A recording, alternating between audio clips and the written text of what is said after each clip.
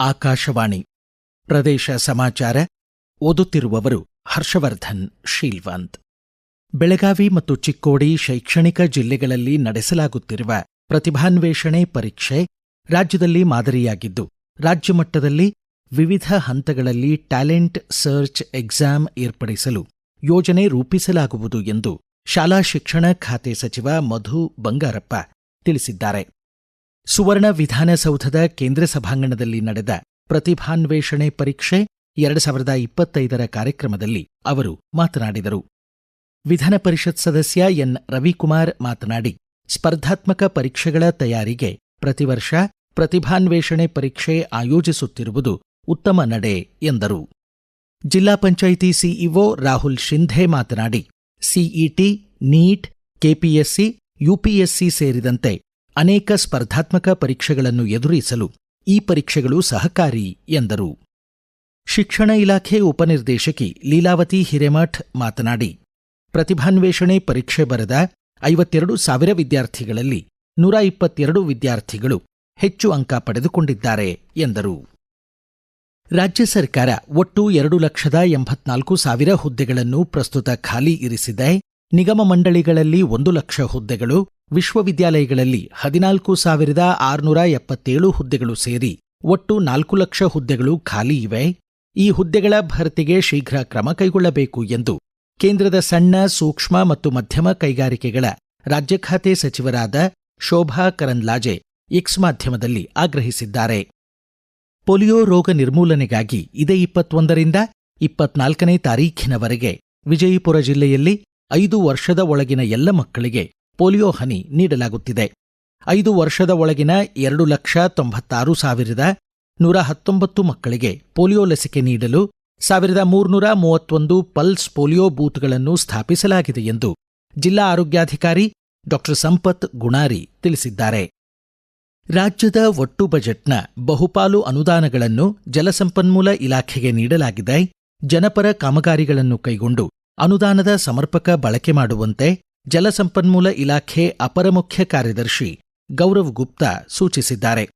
ಧಾರವಾಡದ ಜಲ ಮತ್ತು ನೆಲ ನಿರ್ವಹಣಾ ಸಂಸ್ಥೆ ವಾಲ್ಮಿ ವತಿಯಿಂದ ಕೃಷಿ ವಿಶ್ವವಿದ್ಯಾಲಯದ ರೈತರ ಜ್ಞಾನಾಭಿವೃದ್ಧಿ ಕೇಂದ್ರದಲ್ಲಿ ಜಲಸಂಪನ್ಮೂಲ ಇಲಾಖೆಯ ಅಭಿಯಂತರ ಸಮ್ಮೇಳನ ಜಲಸಂಕಲ್ಪ 2025 ಉದ್ಘಾಟಿಸಿ ಅವರು ಮಾತನಾಡಿದರು. ರಾಜ್ಯದ ರೈತರನ್ನು ನೈಸರ್ಗಿಕ ಕೃಷಿಯತ್ತ ಸೆಳೆಯಲು ಹಾಸನ ಜಿಲ್ಲೆ ಹಳೇಬೀಡಿನ ಪುಷ್ಪಗಿರಿಯಲ್ಲಿ 2026 ಜನವರಿ 3ರಿಂದ 6ನೇ ತಾರೀಖಿನವರೆಗೆ ಸುಭಾಷ್ ಪಾಳೇಕರ್ ನೈಸರ್ಗಿಕ ಕೃಷಿ ಕಾರ್ಯಾಗಾರ ಆಯೋಜಿತವಾಗಿದೆ. ರಾಜ್ಯ ರೈತ ಸಂಘದ ಸಾಮೂಹಿಕ ಅಧ್ಯಕ್ಷರಾದ ಚುಕ್ಕಿ ನಂಜುಂಡಸ್ವಾಮಿ ಮಾಹಿತಿ ನೀಡಿ, ಈ ಕಾರ್ಯಾಗಾರದಲ್ಲಿ 8 ದೇಶಗಳಿಂದ ಹಾಗೂ ವಿವಿಧ ರಾಜ್ಯಗಳ 350 ರೈತರು ಹೆಸರು ನೋಂದಾಯಿಸಿದ್ದಾರೆ ಎಂದು ತಿಳಿಸಿದ್ದಾರೆ. ಭಾರತೀಯ ರೈಲ್ವೆ ಮಂಡಳಿ ರಿಸರ್ವೇಷನ್ ಚಾರ್ಟ್ ಸಮಯವನ್ನು ಪರಿಷ್ಕರಿಸಿದೆ.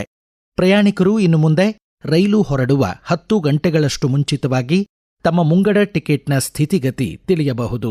ಪ್ರಸ್ತುತ ರಿಸರ್ವೇಷನ್ ಚಾರ್ಟ್ಗಳನ್ನು ರೈಲು ಹೊರಡುವ 4 ಗಂಟೆ ಮೊದಲು ಪ್ರಕಟಿಸಲಾಗುತ್ತದೆ. ಧಾರವಾಡ ಜಿಲ್ಲೆ ಹುಬ್ಬಳ್ಳಿಯ ಶ್ರೀ ಸಿದ್ಧಾರೂಢ ಮಠದ ಆವರಣದಲ್ಲಿ ನಾಳೆ ಸಂಜೆ 6:15ಕ್ಕೆ ಆರೂಢ ಆರತಿ ಕಾರ್ಯಕ್ರಮಕ್ಕೆ ಚಾಲನೆ ನೀಡಲಾಗುವುದು ಎಂದು ಶ್ರೀ ಸಿದ್ಧಾರೂಢ ಸ್ವಾಮೀಜಿ ಮಠ ಟ್ರಸ್ಟ್ ಕಮಿಟಿ ಅಧ್ಯಕ್ಷ ಚನ್ನವೀರ್ ಮುಂಗರವಾಡಿ ತಿಳಿಸಿದ್ದಾರೆ. ಶ್ರೀಮಠದ ಮುಖ್ಯ ಆಡಳಿತಾಧಿಕಾರಿ ಧಾರವಾಡ ಜಿಲ್ಲೆ ಪ್ರಧಾನ ನ್ಯಾಯಾಧೀಶರಾದ ಬಿಎಸ್ ಭಾರತಿ ಉದ್ಘಾಟಿಸಲಿದ್ದಾರೆ ಎಂದರು.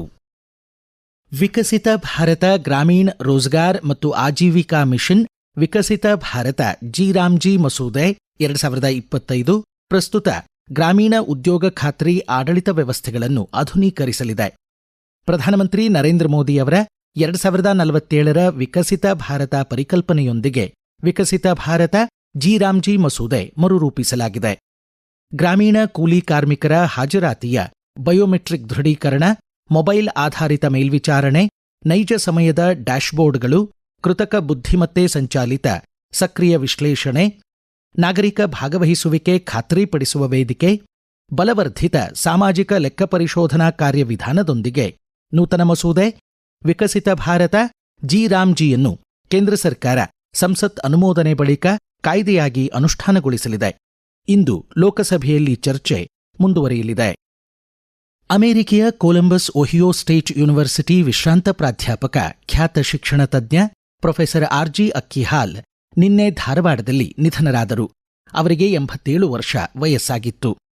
ಇಂದು ಮಧ್ಯಾಹ್ನ 2 ಗಂಟೆಗೆ ಧಾರವಾಡ ಕರ್ನಾಟಕ ವಿಶ್ವವಿದ್ಯಾಲಯ ಆವರಣದ ರುದ್ರಭೂಮಿಯಲ್ಲಿ ಪಾರ್ಥಿವ ಶರೀರದ ಅಂತ್ಯಕ್ರಿಯೆ ಜರುಗಲಿದೆ. ಕರ್ನಾಟಕ ವಿದ್ಯಾವರ್ಧಕ ಸಂಘದ ಪದಾಧಿಕಾರಿಗಳು ಸೇರಿದಂತೆ ಅನೇಕ ಗಣ್ಯರು ಕಂಬನಿ ಮಿಡಿದಿದ್ದಾರೆ. ಇಲ್ಲಿಗೆ ಪ್ರದೇಶ ಸಮಾಚಾರ ಮುಕ್ತಾಯವಾಯಿತು. ನಮ್ಮ ಮುಂದಿನ ರಾಷ್ಟ್ರೀಯ ವಾರ್ತಾ ಪ್ರಸಾರ ಮಧ್ಯಾಹ್ನ 1:10 PM.